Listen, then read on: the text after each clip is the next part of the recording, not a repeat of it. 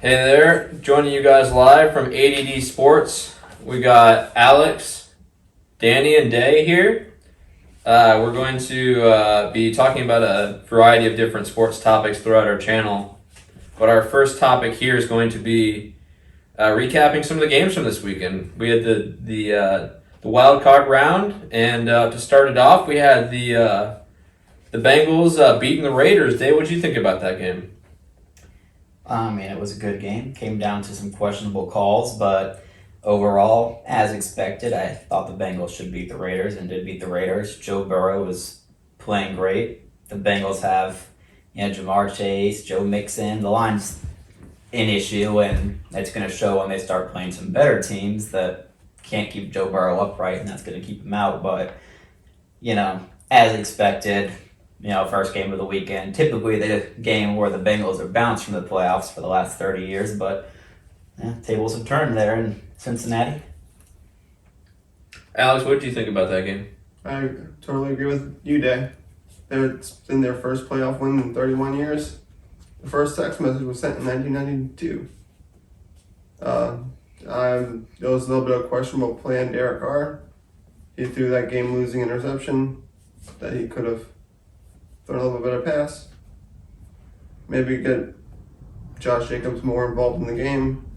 But Joe Burrow played a stout game with 244 yards and 2 touchdowns.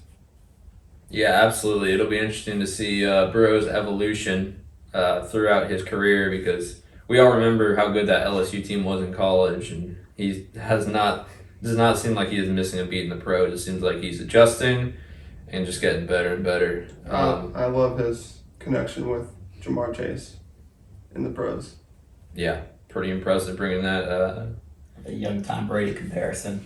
Yeah. It's true. Nothing stands out. You don't see the big arm that you see on Justin Herbert and Josh Allen. He's not a big guy. He's not athletic. He can't run like any of the rest. He just drop back passer with nothing really special except that he leads his team well and he gets everybody to play their best, and he's accurate and makes the right decisions and finds a way to win.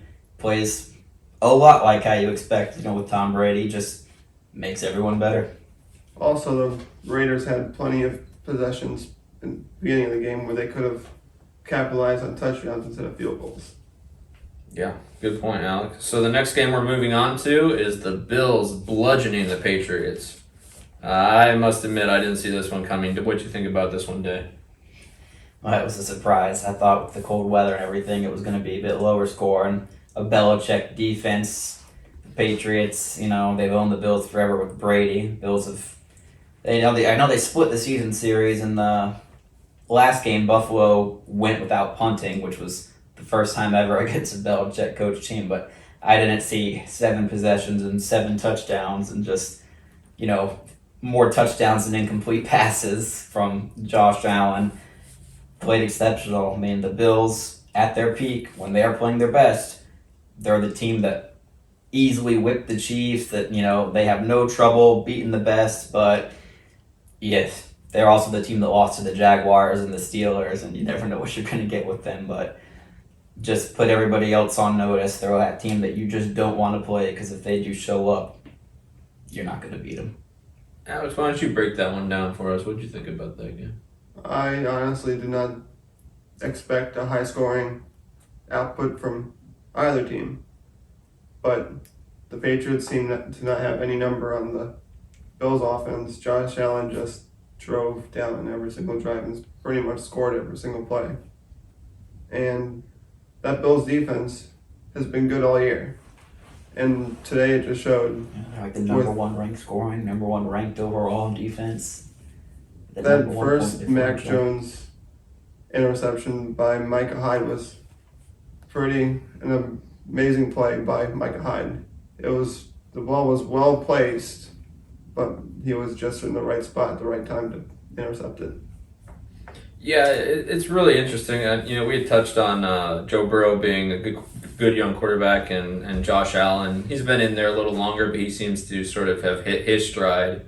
And one thing that me and Day sort of talk about off the record sometimes is that it's interesting that a lot of the young quarterbacks that seem to do well, they're good players, not trying to dock them, but it seems to be that they're coming into pretty good situations personnel-wise, and so I think that's pretty interesting. You look at somebody like, coming into the Jets when they just don't have many pieces, and it's just really hard from a young quarterback's perspective to gain that confidence. But, the Bills and the Bengals, they do have some pieces, so it's interesting to... They were awful for a while before either one got there, though. Yeah. So it was a surprise. I mean, Josh Allen surprised me. I thought he was going to be a bust because it's your typical overhyped out of college. He's got a really big arm and put up horrible numbers and lost a lot of games and threw a lot of interceptions and has never once actually looked good. But because he's a big guy with a big arm and he's athletic, we'll take him, which is how you usually get every single draft bust you ever get. Then every once in a while, you actually find the one good one in the bunch. I didn't see Josh Allen coming out and being this good. I mean, I certainly figured he'd be better than Sam Darnold, but I second that opinion. I second that opinion. He definitely has outperformed my expectations. All right, so moving on to our third game, local one for us because we're from St. Pete, which is a suburb of Tampa Bay. The Bucs put a whooping on the Eagles. I'll start with Alex this time. Alex, you seem to be wearing a Bucs shirt. How'd that one make you feel, Alex? It made me feel good, Danny. I was happy. I didn't get to watch most of the game because I was at my daily job, but it seemed like the Brady-led Bucs kept rolling versus the Eagles, and it with no tough outing. The Eagles made a little bit too many mistakes. The Bucs could have intercepted a little bit more passes, but overall, Jalen Hurts looked like a typical rookie in the first round of the playoffs, in his first playoff game. So I didn't really expect too much. What did you think about that one, Day? I mean, I expected a closer game just because the Bucs were banged up. The Eagles can run the ball well. I know the Bucs can stop the run well, but they had a closer game when they played earlier in the year. The Eagles were coming in pretty hot. I thought, they would at least run some clock on some longer possessions, maybe some long field goal drives, keep the Bucs on the sidelines for a while, and it'd come down to it, be like one of those 28-23 type, 21-17.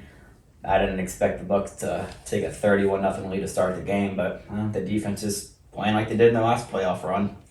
Brady's got them in playoff mode, and they're a whole different team.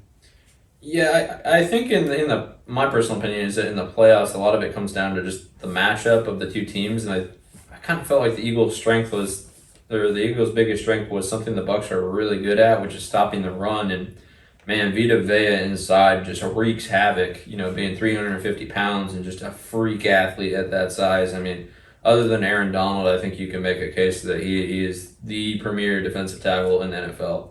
And the Bucs got back a lot of their key pieces with JPP and Shaq Barrett, who is healthier than I think we kind of expected him to be. And boy, that Bucs defense looked good. But the Eagles, they're a good young team, and that first time into the playoffs QB and Jalen Hurts. So we'll see if they can build off that, or maybe they use some of their draft capital to go out and try to get another answer quarterback. It'd be interesting to see what they see. Hurts won't be their guy going forward. Yeah. There are reports that they are going to stick with Hurts for the next year, though.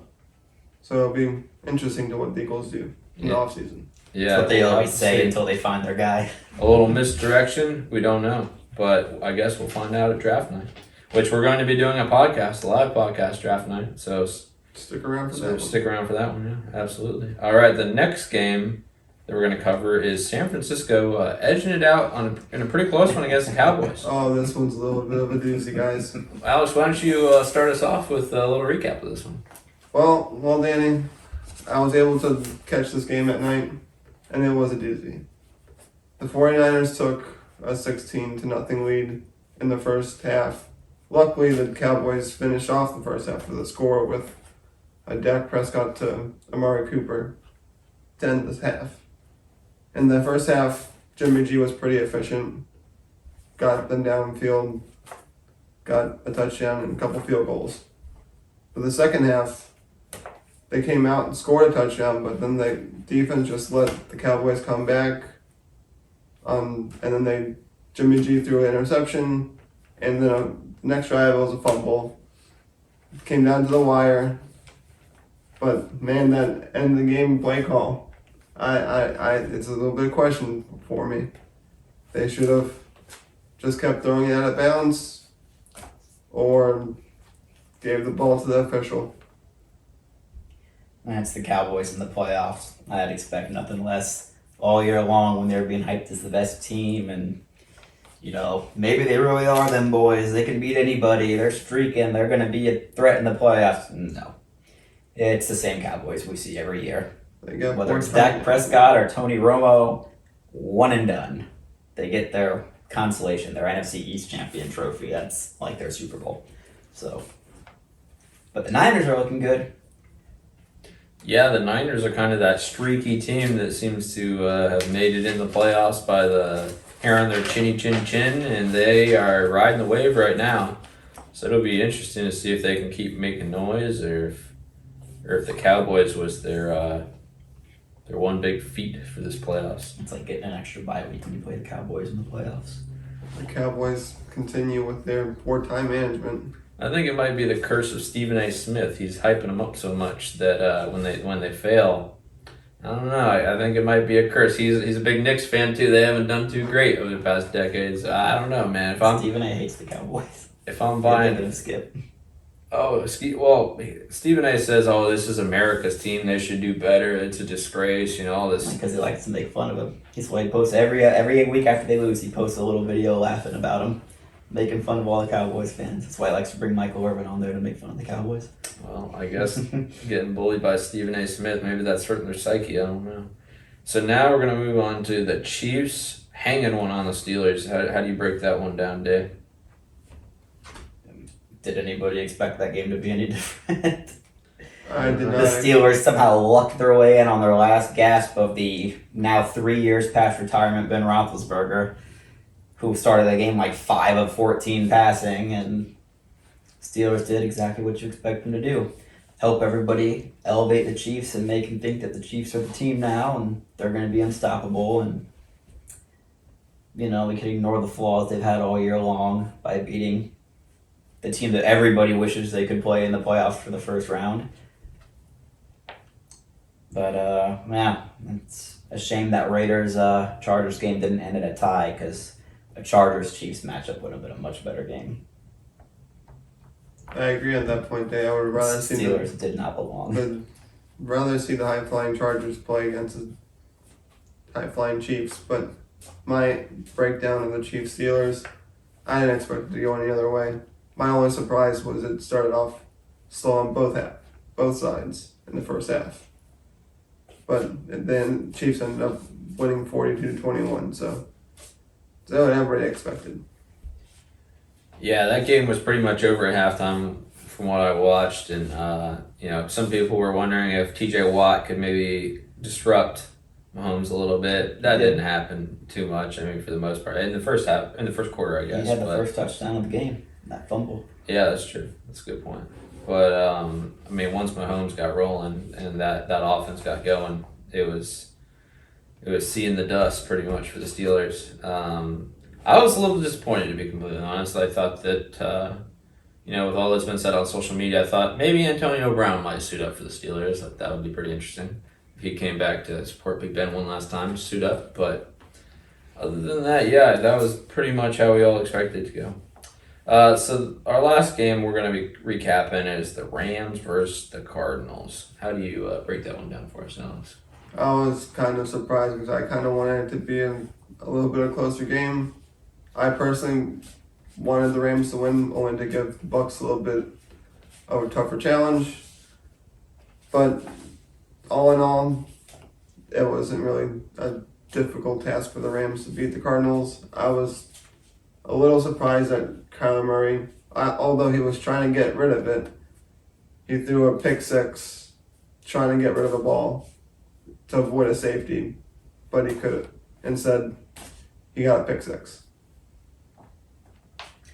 Yeah, no, this game was just the epiphany of why nobody had any faith in the Cardinals, and nobody ranked the Cardinals number one all year when they were 7-0 and they were 8-1. Even at 7-0, having whipped the Titans and whipped the Rams and looked really good, Nobody had them as their Super Bowl favorites. Nobody gave them the credit. Everyone's like, why does nobody respect the Cardinals?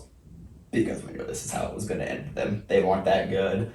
Other teams, once they finally got serious, I mean, the Cardinals lost like 4 or 5 going down the stretch and getting beat by everybody.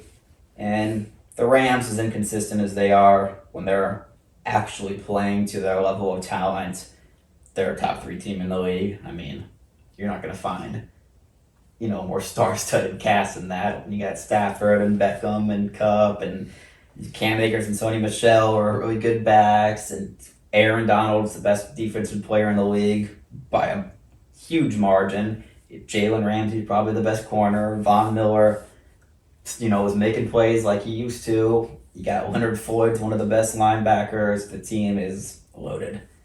I mean, I always figured it. You don't know. They're both inconsistent teams, but kind of expected the Rams to take that one at home.